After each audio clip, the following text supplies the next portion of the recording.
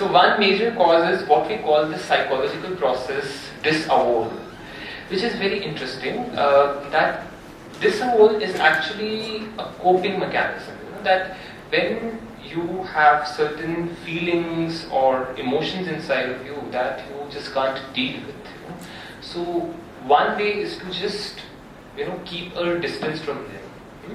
But what happens is that even when you keep a distance from them, they don't die out. So they are still inside of you. And what happens is then that your self starts breaking up into pieces. So you are not sort of a one person, but you then start becoming you start having these sides which are not integrated with yourself. So to give you the same example of this girl who would go into these phases when she would have very dangerous casual sex. So what would really happen with this girl is that she was using disavowal big time. So she would she would very interestingly come and tell me that, look, I know that I have a part, that there's a side of me that goes like that, but usually I'm really not in touch with that side. And when I'm in that side, then I don't really remember this part. So it's like this, that the self breaks into pieces. And as I said, at times, there's one piece which is living life, at times there's another piece which is living life, and there are some very thin interconnections. So it's not as bad as what we call multiple personality. Multiple personality is an extreme case, when these thin connections also just break down. But in disavowal, your self breaks into pieces. There are these thin connections, so that you have a certain memory, but you don't have this entire governing self which can think about each side and which can bring all the sides together and which can control all the sides together. So these people do recognize that various self states are present, but they feel that I am not really the same person when I am into that mode, or they say that I go into a very different mode. When I am like this, it's a very different mode. I don't really remember. Kind of thing. So that's what disavowal is. Disavowal is a very complex process, but it has very, very simple origins, and that's why people who have a borderline personality, they generally have a very traumatic background, and this disavowal is a way of dealing with trauma.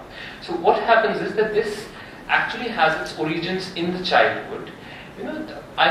It's a very interesting thing that if as a child or even as an adult, if you're feeling really low, down, hurt, angry, what you simply want, what anyone simply wants is a soothing response, something that soothes you, something that comforts you.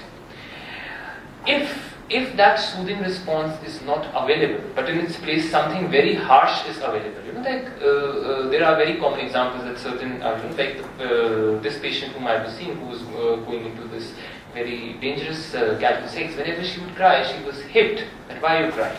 There's no reason to cry. So what happens is that when you have deep emotions and when you don't get a soothing response, you feel really scared of your own emotions, and you feel out of control. It's like this, that you feel that you would just burst, you would just burst or you would blow up into pieces. And then what happens is that at that point of time, then the person, then the self or the consciousness starts breaking into pieces, because it's very hard for the person to stay with that emotion. So the self breakdowns in a way that the person can maintain some distance from the emotion. The emotions are still there, they bother the person, they make the life hell, but they are at a slightly safer distance. So that's what really disavowal does.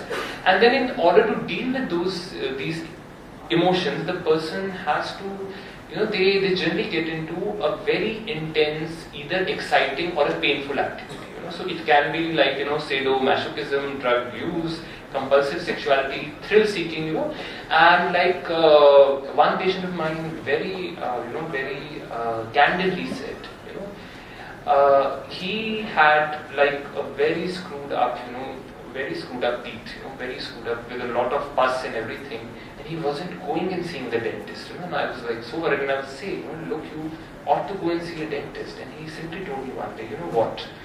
when I have this pain, it's easier to still have and tolerate this pain. I just can't really tolerate what is there inside myself. So that's what this whole thing is, that you will do something or you will engage in something which is of a very high intensity to just numb yourself, as a form of an anesthesia. Which happens also that when at times, like I worked with a few bomb blast victims, they actually said that when, in the moment when you feel a bomb blast, there's so much of pain that you go numb for a while, that you just don't register pain, and that's what these people continuously seek to do. That they give themselves pain, or they go into very intense activities to just numb themselves. Right. And what disavowal leads to is what I said, it leads to a fragmentation of self, that your self breaks down. It is a sense of dissolution, as if one is coming apart. These people would come up with dreams that one is crashing down, one is going to pieces. They would use all these kind of terms to describe that it is very hard for them to just be one piece. It's very hard for them, and by being one piece, I mean that it's very hard for them to stay with their thoughts, emotions, all their thoughts and emotions together as a person. They can't. So that's what these processes are. And as we said, so these are the three basic needs, that someone needs for their self. These three needs are mirroring, idealization and twinship. And I'll just very quickly explain. They are very simple things, but we all need them throughout our lives to be a stable, coherent self. Mirroring is a complex and a very authentic term for encouragement. Mirroring means that if I am in relationship with someone, I can mirror that person by identifying, some real, positive traits or attributes in that person, but real. It's not fake encouragement. It's like identifying those real traits and reinforcing them, reinforcing someone's capacity, capability to, across all domains, in terms of beauty, in terms of intelligence, in terms of career. So mirroring is very important. And when we don't get mirroring in our close relationships, that's like a trauma for us. It's a huge trauma for us, that if you don't get really mirrored, that if someone says, that if someone simply says, that if you are in in relationship with someone who's very narcissistic, they would not mirror you. They would say that when I'm there, you just don't have to do anything. You just sit here. It's like you don't matter. So that's a trauma for the person. The second need is the need for idealization. Idealization means that I should have some strong anchor points in my life. They could be people, they could be God, they could be faith, they could be religion. But in terms of crisis, when I feel that I'm getting unstable or when I'm falling apart, I should have anchors to hold on to. So idealization is like that. And in fact, people who have been very deeply traumatized, even if they have one or two very strong anchors, they do really well. But if they don't have those anchors, then it's very hard for them to keep their integrity intact. And the third is twinship needs, which is what I think we psychotherapists do. If you don't get mirroring, if you don't even get idealization in your life, still your self can be coherent if you get a twinship experience. Twinship experience is this, that someone really understands your emotions, that someone is just with you emotionally. And it's a very important, need. And I and I worked with someone who had a borderline personality who taught me the value of twinship.